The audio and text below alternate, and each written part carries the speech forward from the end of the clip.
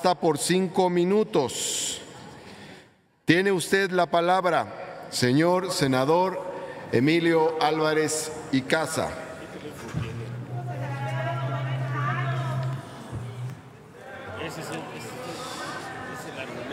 Pido orden en la Asamblea y atención al orador. Tiene la palabra el senador Álvarez y Casa.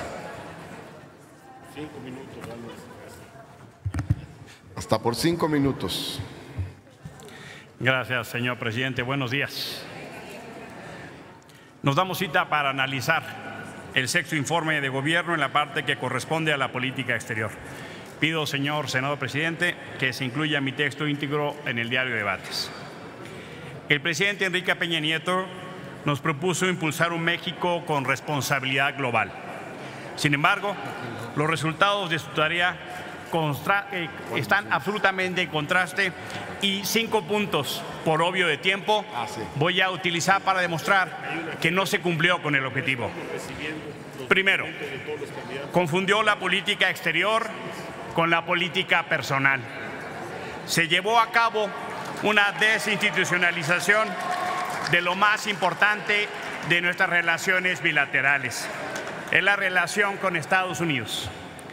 El actual secretario de Relaciones Exteriores pasará a la historia. Atención al orador, por favor. Como un secretario que expuso a su presidente y al país a una vergüenza. La visita que hizo Donald Trump como candidato fue un agravio y una ofensa a la conciencia nacional. Esa invitación en plena campaña e insistir en una relación personal del secretario de Relaciones Exteriores con el yerno del presidente ha constituido una equivocación total en la relación internacional. Segundo, definió el interés nacional con el de su grupo político. La manera en que este gobierno generó, no solo, no diría para su partido, para su grupo político, en términos de relaciones exteriores nos ha hecho muchísimo daño. Han dicho los trabajadores agrícolas, de servicios y los jóvenes dreamers mexicanos en Estados Unidos que ha sido preferible el racismo y la discriminación del gobierno de Donald Trump que regresar a un país que está con violencia y sin avance. Dicen nuestros paisanos en Estados Unidos, ¿a qué y para qué vamos a regresar? ¿Cuál será el sentido si el legado de este gobierno es violencia, corrupción e impunidad? 3. Retroceso en la política exterior de derechos humanos. La política exterior de derechos humanos de este gobierno tuvo un grave retroceso. Prácticamente tuvo conflicto, tensión con todos los organismos internacionales de derechos humanos, empezando por los ataques al relator en materia de tortura de Naciones Unidas, la obstaculización del trabajo del grupo de expertos independientes, en el caso Ayotzinapa de la Comisión Interamericana de Derechos Humanos y muchos casos más. Pero no solo eso, es increíble que después del caso Ayotzinapa y de la crisis de desapariciones forzadas que hay en este país, el gobierno mexicano se haya negado a aceptar la competencia, los informes, el mecanismo de comunicaciones individuales del Comité contra Desapariciones Forzadas de la ONU. Teniendo la crisis que tenemos, el actual gobierno rechazó trabajar con el Comité de Desapariciones Forzadas de la ONU. Cuarto, un acuerdo vergonzoso de tercer país seguro.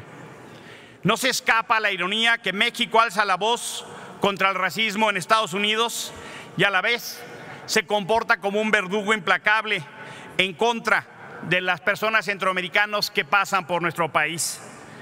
Hay una situación absolutamente vergonzosa con las y los centroamericanos en México. 3 estampas definen el cambio en la política exterior. México en el tiempo pasado trabajó el acuerdo de Contadora, intervino en los acuerdos de paz de El Salvador y Guatemala. Fuimos ejemplo mundial en el refugio centroamericano. El segundo tiempo es cuando hay un golpe de Estado en Honduras y Zelaya se mete a la Embajada de Brasil, no se metió a la Embajada de México. El tercer tiempo es que hoy México le hace la chamba, el trabajo sucio a Estados Unidos.